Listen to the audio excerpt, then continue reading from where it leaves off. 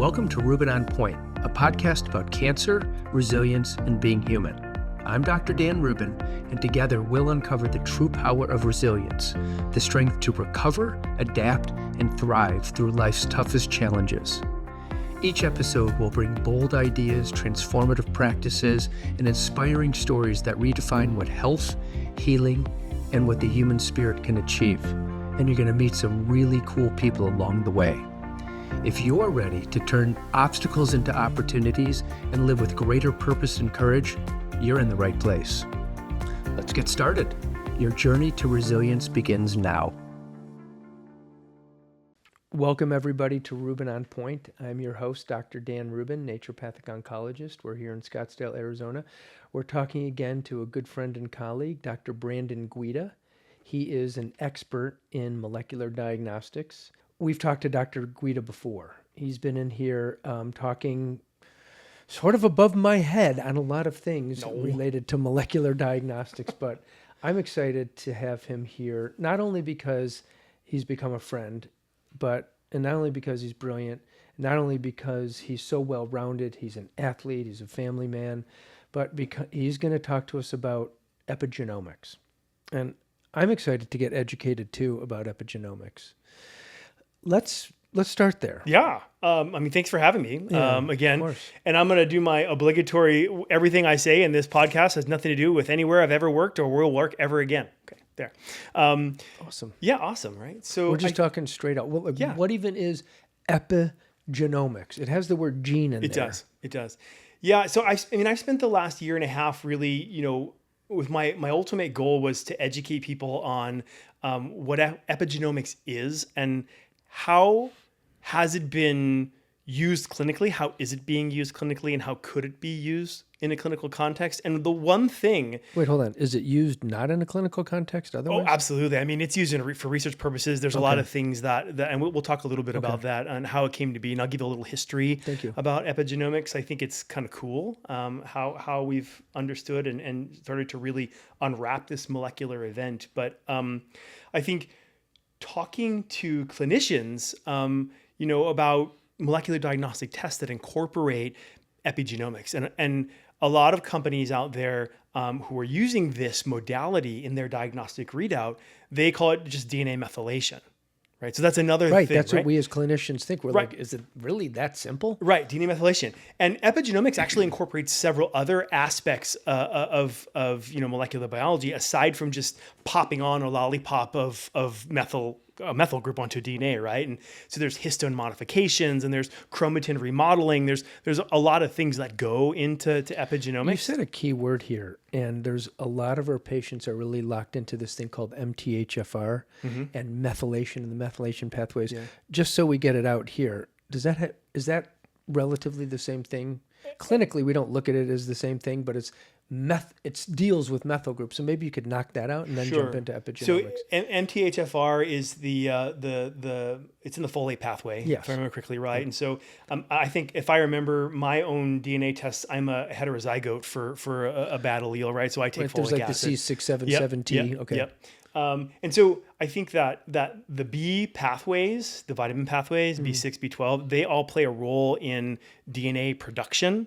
And I know that some of their secondary metabolites they funnel into that methylation pathway, but I don't know personally how that particular set of, potential alleles plays into either upregulating or downregulating DNA methylation.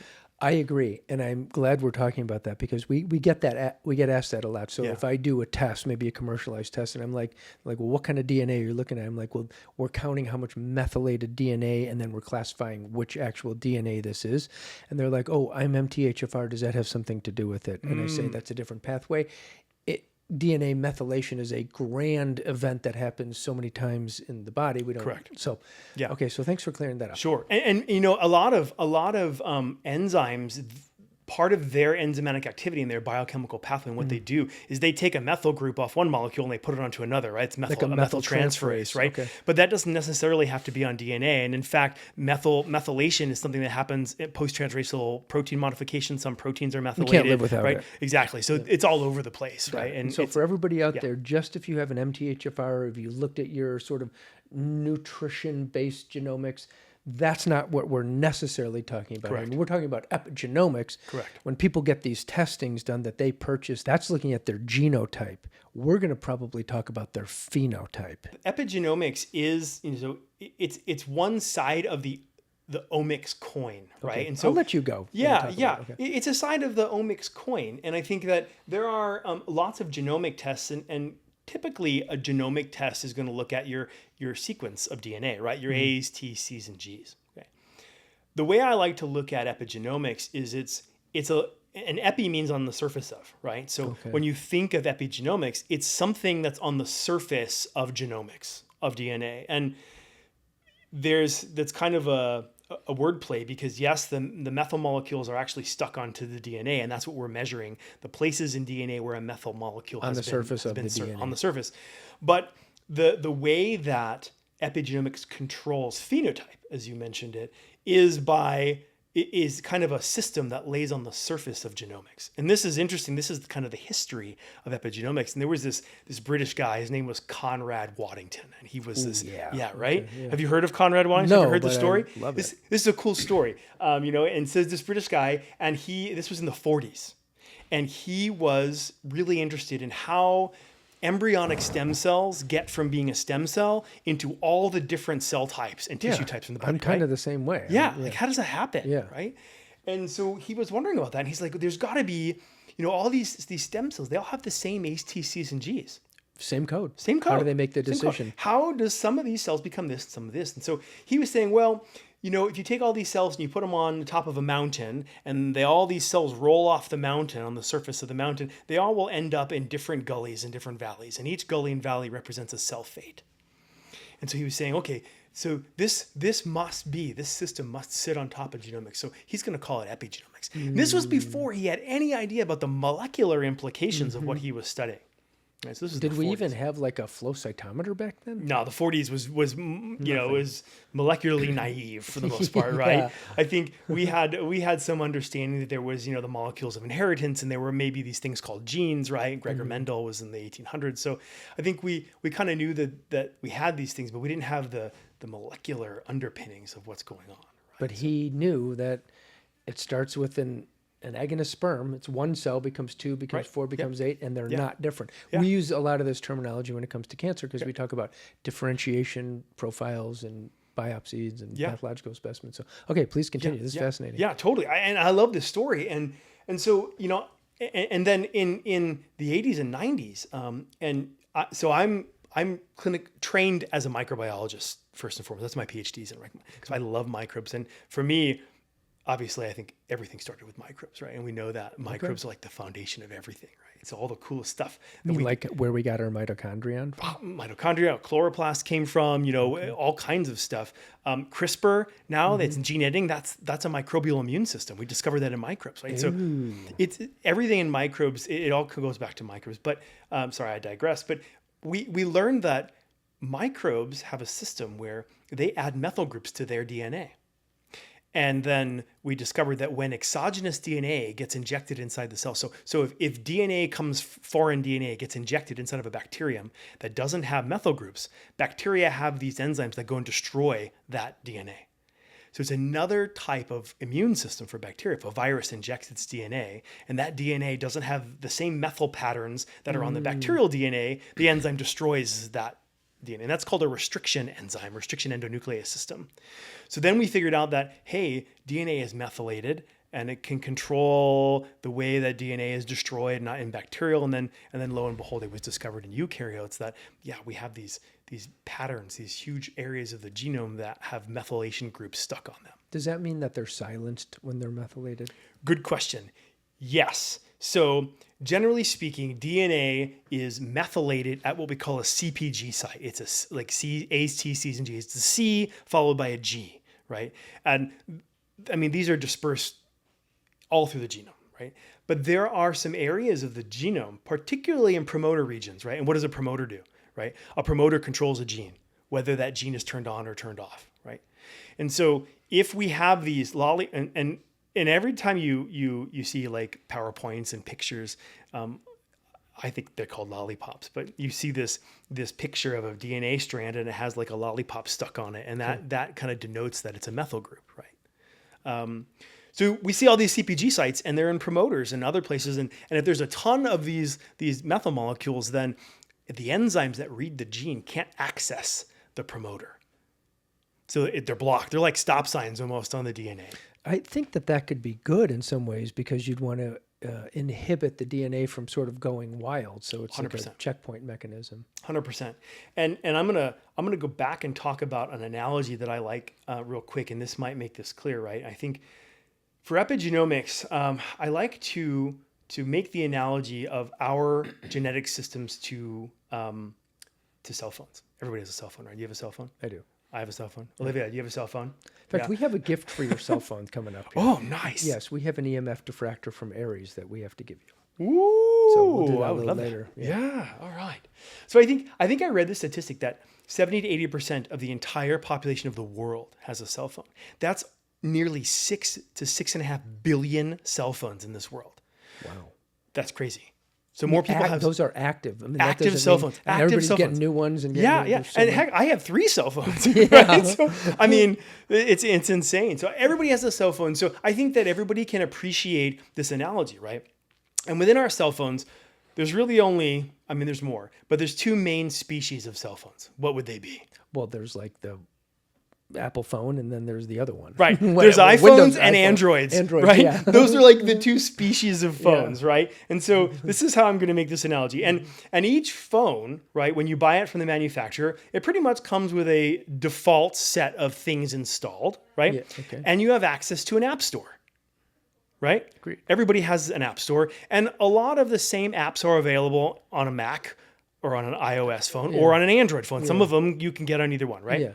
So I like to think of our genes as the app store. That's our human app store. So we can go in and pick what we want to use at the time. Very, very close. Yeah. Okay. So we all have the same app store, right? We all have the we same don't have set the of same genes. app. No. We all have the same app store. The genes that you and I have are the same. So each gene, so you have an MTHFR gene, right? Oh, I get it. You have a TERT Okay. gene, right? We all have the same app store. Yeah. Okay. Now, we have, let's say we both have an iPhone, right? Okay. Are the apps that you installed on your iPhone going to be the same as the apps installed on my iPhone? Yes. No, because you went into you went into the App Store and you downloaded the apps that you wanted for your phone. Oh, I see what you mean. Right? Does that make sense? Okay, yes. Does that make sense? Right? Well, yes, but the native apps are going to be the same. Correct. Native apps will be the same. We all have the same base system, Yeah, right? like But then we can go into the App Store and we can pick and choose the apps we want, and we can customize our phones, right? Yeah, like what my home screen looks like versus your 100%. home. Okay. 100%. So we all have this App Store, and let's say that's our genes, right? Mm-hmm. And these are the installable programs, right, that we have, genetic programs. The epigenomic system is our operating system and our permissions system. So the epigenome is going to say, these are the available apps for download for this profile, right? So that way we can make a phone a liver phone. Maybe the apps that are there are for toxicity and for adipogenesis and for gluconeogenesis, right? These are the apps Things that are the downloadable. liver does. 100%. Or maybe we have a neuron profile. So these are the apps that are downloadable here. These are for electrical excitability or axon transport, right? Again, all the same apps are in the store, but the epigenomic system is what allows those apps to be installed and run. Does that make sense? It does. So you're saying that we all come with an epigenomic system, an operating system. Correct. What exactly is that? Like I don't know what the operating system is, because I can picture like somebody programmed iOS or somebody programmed the base Android or a Windows system. Yeah. So we are definitely programmed. We have preset programs that are run from the time we are embryonic stem cells till we get older. Right? Is that called being human?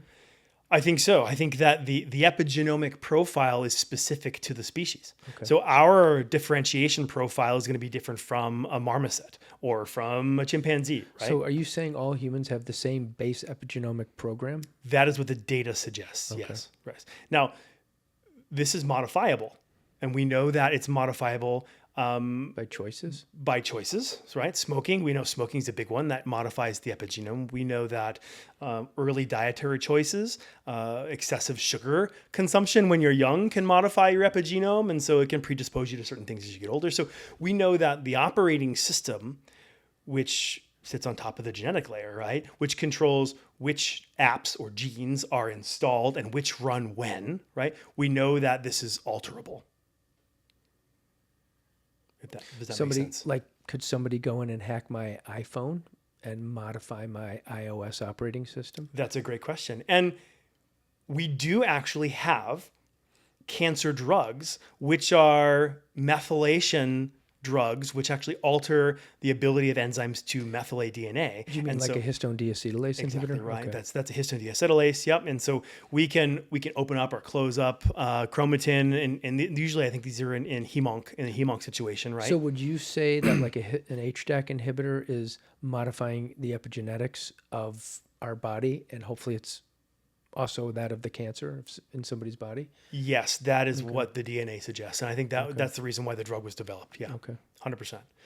So let's get it straight again for everybody. Yeah. Our epigenomics is the operating system laid atop our DNA. Correct. The DNA is there, but we lay an operating system on it, and then we can modify that or utilize the operating system based on the apps that we download into our body. What would a typical app be that we download into our body, so to speak? Sure. So I mean, the apps in the analogy that I was making are genes, right? But there are genetic programs which are associated with certain cell types, right? Like I made the liver and the neuron example. So for example, during embryonic development, there are cells which are going to get a signal that are going to say, hey, you need to be a neuron. And so they're going to download the neuron profile of apps. So all of the genes for a neuron differentiation are going to turn on. All the genes for the liver situation are going to be turned off. And a lot of that has to do with modification at the epigenomic level. We're not removing the DNA. We're telling the enzymes that read the DNA when and where to turn the apps or install the apps on or off. Whether or not the lollipop is sitting on Correct. top. Got it. Correct. And how far did Conrad Waddington go with this? He didn't go anywhere in the molecular realm. So I think he would be fascinated by the strides we've made today.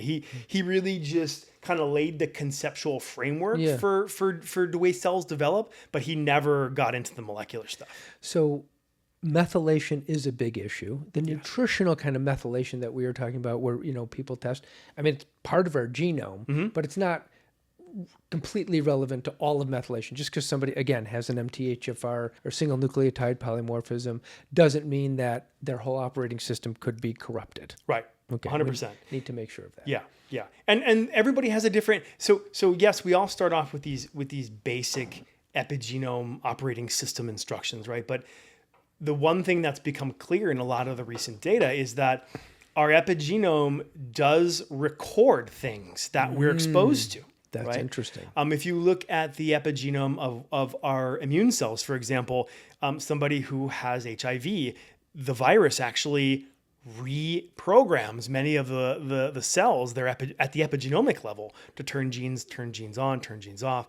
There are epigenomic scars that happen when you're exposed to certain chemicals like organophosphates. So are those things moving lollipops around? Yes, that's exactly what's happening. Lollipops are being moved. Okay.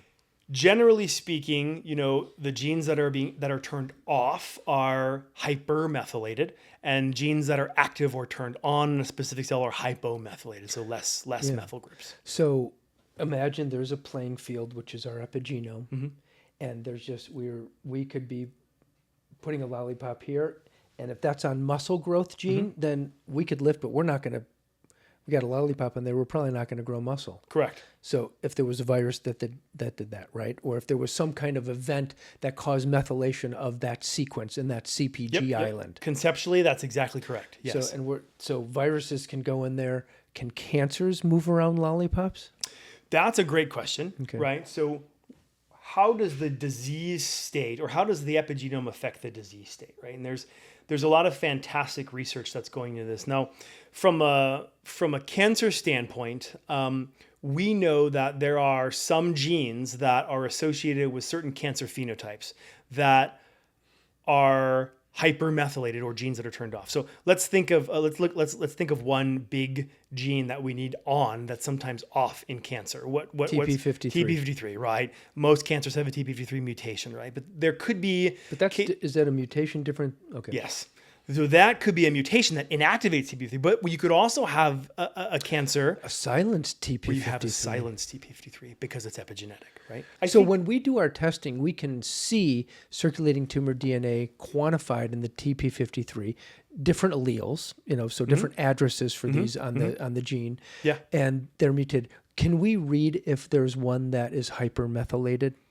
That's a good question. And there are many diagnostic assays now that integrate epigenomics into their analysis. And there are some benefits to this. And so kind of backing up, now we're talking about cell-free DNA, right? And so just to remind everybody, cell-free DNA, right? There's DNA circulating in our plasma. Everybody has it. It's cleared by the liver. It's got a finite lifespan. It usually lasts about 2 to 5 minutes. So it's a real-time snapshot of all the genetic things that are happening in your body at once, right? And a lot of that cell-free DNA is methylated.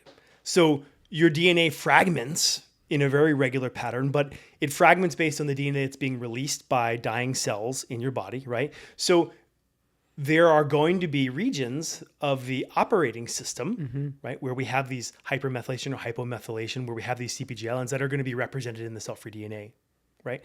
So conceivably, one could sequence these, look at the methylation pattern, and determine what the operating system is doing with those fragments, right? Well, there are diagnostic tests that we use that aggregately measure methylated DNA and then give us a number. And the higher it is, usually, okay, the cancer might be getting worse. And then if it starts going down, we're like, hey, we see less methylated DNA. How does that translate into what we're talking about? Yeah, that's a great question. And I think that, so we know that from a lot of research that in cancer situations, the patterns of methylation are different. And generally speaking, global methylation patterns decrease. So cancer is generally hypomethylated because the globally. Genes are turned on. Because many of the genes that are supposed to be off are turned on, right? So their chromatin is opened up. But there are many cases where genes that are anti-cancer genes, which are, like tumor suppressor genes and things like that, those are hypermethylated. So we have local hypermethylation in specific genes like tumor suppressors, and then we have global hypomethylation, which is where we have like proliferation pathways that are upregulated, or genes or programs that are associated with the EMT transition state, right? So those can be turned on in cancer. So there's an important one. So EMT is epithelial mesenchymal transition, correct, meaning these cancer cells, going back to the differentiation I mentioned before, that these cancer cells are going from a well-differentiated to a less well-differentiated or poorly differentiated state. We don't want those genes turned on. Correct. And that's analogous. If you think about Conrad Waddington, go back, that's analogous to a cell walking back up the hill. If you think about it, right? Because cells go down the hill and they differentiate, right? Yeah. So now we're walking back up the hill to a more embryonic stem cell fate, and now they can go and settle into a new valley, right? So that's kind of reprogramming, right? The cell is reprogramming itself to be more like embryonic stem cell and to uninstall specific apps, right? Very good. From that concept. That's epigenomics. That's epigenomics. This has been great. It's been a lot to digest, but you've made it easy. You've made it understandable in real world ways. I'd love to do a part 2 where we talk about like how epigenomics relates to cancer. Would you be open to that? Absolutely. Let's do it. And hopefully now everybody that looks at your cell phone, right, you're going to think, wow, DNA methylation, right? Yeah. That's the goal. Any closing remarks? I think, understanding that DNA is the apps that one could install, and understanding that epigenomics is that file permissions operating system that sits on top of that, right? I think those are the two main takeaways from this. And that can lead us into, how does this translate to a clinical setting like oncology? Right? Okay. People are going to leave after that comment with one question saying, okay, but on my phone, I choose which apps to download. Mm-hmm. I don't choose my DNA per se. No. What would you say to that? So I think there is a difference between a conscious metaphysical choose and then a self-fate choice. The self-fates are chosen based on the concentrations of molecules that are in the cell, right? So I think your embryonic stem cells, while we think of it as a choice, it's a biological defined pathway. So these apps are going to be auto-installed when the signal happens. So right? That also the choices they make in their life. Correct. Okay. Yeah. And we talk like smoking. Yeah. Thank you. Yeah, absolutely. Well, I hope you enjoyed that journey of epigenomics. For Rubin On Point, this is Dr. Dan Rubin, and we'll see you at part 2. Bye-bye. Thank you for joining us on Rubin On Point, a podcast about cancer, resilience, and most of all, about being human. I hope today's conversation inspired you to see new possibilities for growth, healing, and strength in your life. If you enjoyed this episode, be sure to subscribe, leave a review, and share it with someone who could use a little extra resilience in their day. Remember, no matter what challenges you're facing, resilience isn't just about bouncing back. It's about building a life of purpose, connection, and vitality. Until next time, stay strong, stay healthy, and take care of yourself and those around you.